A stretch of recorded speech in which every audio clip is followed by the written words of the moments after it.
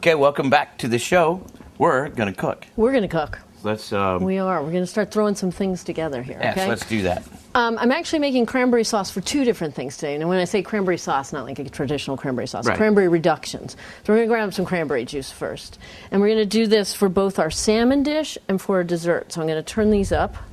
And I'm going to say about 2 cups in that one. And the same thing over here.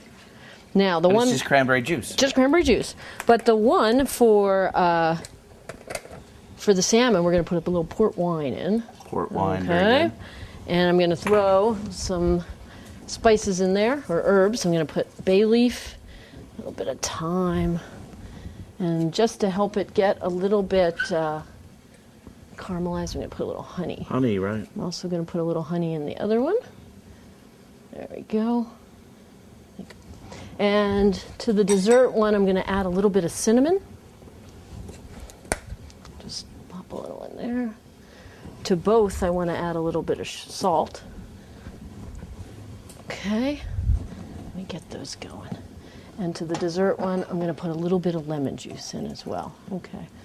Now, I said we're going to start off with a salad, and I want to get a couple of things just going and in the oven for the salad. Okay. And then we'll start on the other sauces. So I have a fresh pumpkin here that, again, I got at a farm. It's easier to probably cut it in half, cut it in quarters, and cut it like you would a watermelon versus trying to peel it. Oh. You cut yourself, because Right. they're so hard. So I've cut this up into nice small chunks, okay? I'm going to take a little bit of canola oil. I like cooking with canola oil because it has very little flavor to it. So you're not adding flavor to something like this, like a nice fresh pumpkin. That's Right, great. so you're going to taste the pumpkin and not I'm oil. going to put a little bit of salt and a little bit of pepper, okay? So basically, we just want to roast this off until it's tender. And I don't want it to stick to my pan in the oven, and I want it to get great color. So what I've done is I've thrown the pan in the oven first. Oh, good. So I'm going to pull out a hot pan, okay? If you want to dump that right in here. Sizzle, sizzle, yay. So it won't stick, and hopefully we'll start to generate a nice caramel color. Now, also for our salad, we're going to put some maple bacon on. Maple bacon, okay? yes. I always think of, as soon as fall comes, I think of maple. So I have this great maple bacon. We're going to pop that in the oven, which will be a garnish on the salad as well. Okay. Now, while those things are cooking away, I'd like to start on our dessert. So the tarte tatin, traditionally what you do is you put a little bit of caramel into the bottom of the pan. So we're going to get a caramel going here. And I'm going to crank this up pretty high. And what I'm going to do is put a cup of sugar. Cup of sugar? Okay. Actually, since we're only going to make a few, I'll put a half a cup of sugar. How's that? And I'm going to put a little bit of water, which traditionally this is how you make your caramel. Just enough, probably about a tablespoon or two. Oh, yeah, we learned that from Mr. Science. Oh, Mr. Science, okay. Rearranging the molecules. But to add a little bit of flavor, I'm going to put some sherry in. Port and sherry. Port and sherry. And rum for dessert. Yep. She's been watching my show. You can tell I've got some English blood in me. That's there right. you go, besides the Italian blood. Okay, so while that is caramelizing, I want to start my sauce for my beef, our lovely beef tenderloin, Right. okay? So we're going to get cinnamon. this burner going. There we go. And I am going to take a little bit of oil again. This might be a first on the show. What's that? Using What's that? every burner. Using every burner. Every burner and the oven all at the same time. And I'm going to throw some sliced shallots in here. And I want these to caramelize a little bit, so we'll get those cooking. Okay. Now, in the meantime, I want to get the beef in the oven. Okay. Because I want to oven sear that, okay?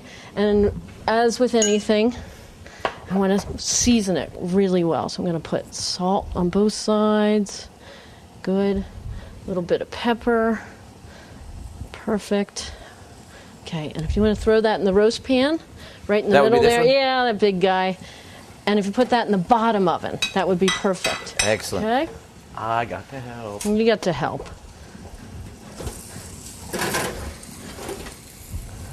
Get this thing going back here. Good. All right, so to my shallots, I'm going to put a little bit of salt as well, because I want to be sure that everything is seasoned right from the beginning. Okay.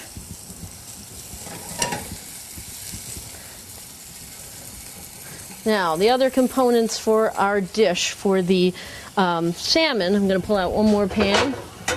Why not? Just get more pans going on. is going to be our slaw. So I'm going to get started on that. We're caramelizing nicely. Caramelizing nicely. Now I've also cooked some fingerling potatoes, which I'm going to drain right now, which I just wanted to par cook them for our potato salad. Okay. So I'm going to drain those in the sink. I'll watch this. All right, keep an eye on that. Haha. Very good. Thank you. And I'll keep our potatoes over here. All right, now. Shallots are smelling Shallots good. are looking good. We got the cinnamon, which is very good. There we I go. don't know which one of those is clicking. I'm going to put a little bit of thyme and parsley in here as well. And a little bit of black pepper. One of them's going to town. One of them's going to town, right? Now, I have some white Zinfandel. Actually, you see it's a mustard seed jus. I have some yellow mustard seeds, which I toasted toasted in the oven earlier. Come on, Right. come back on. Wow.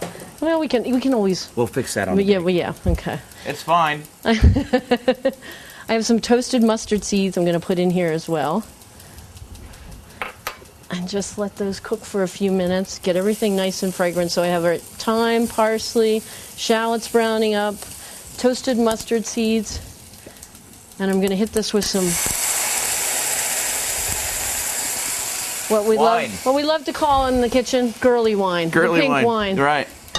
Just because it has a little bit of a sweetness to it, which I like to make sauces with sometimes.